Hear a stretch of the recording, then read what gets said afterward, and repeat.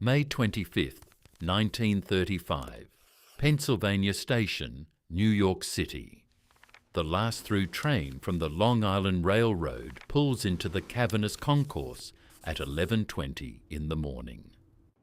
The station is still magnificent, its great vaulted ceiling rising like a Roman bath, its massive windows filtering milky light across the worn marble floors.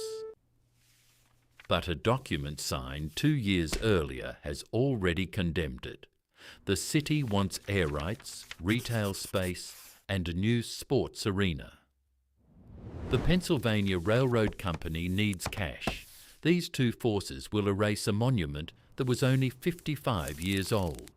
The demolition will take 2 years, but the public outcry begins the moment the first wrecker's ball swings. The fight to save Pennsylvania Station is the fight that invented historic preservation in America. The battle starts with a single architect's letter.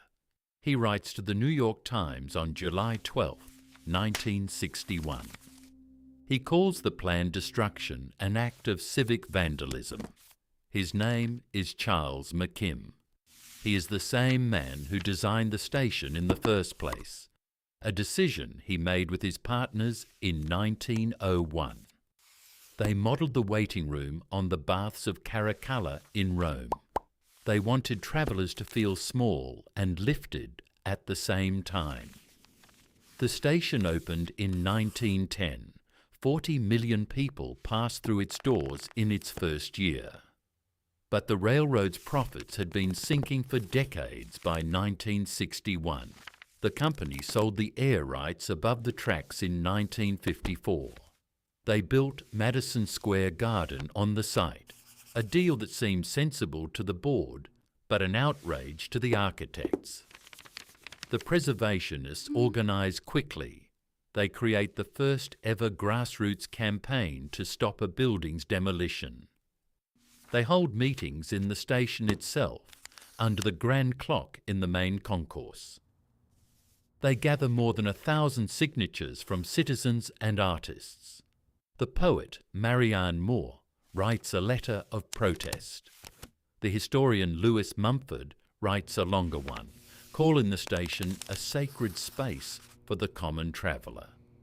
The railroad executives ignore all of it. They point to the money. The new garden will generate millions. The old station has become a drain on the balance sheet.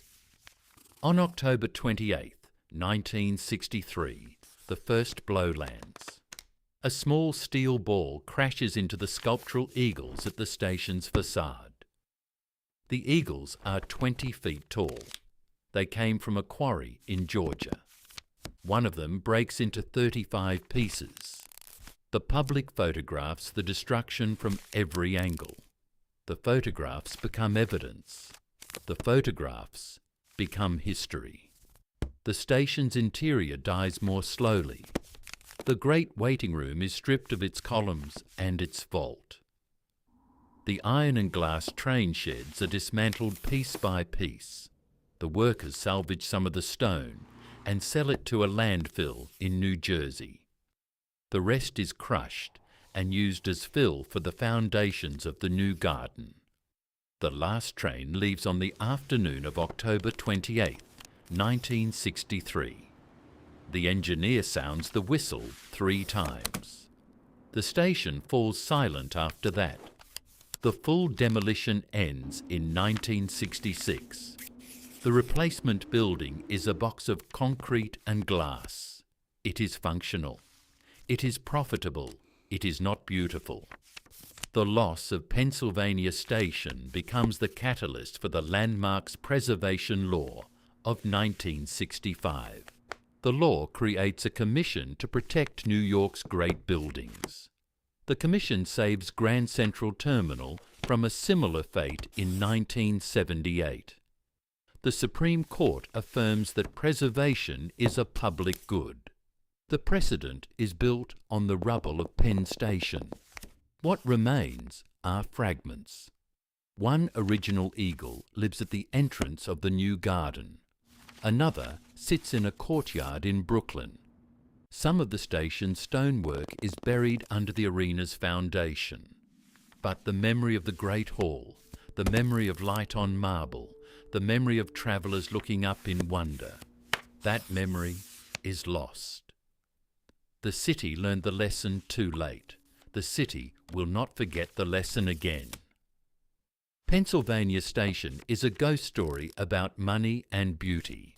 The price was a building. The price was a lesson. The cost of progress was a piece of the city's soul. September 15th, 1966. The demolition permit is stamped final.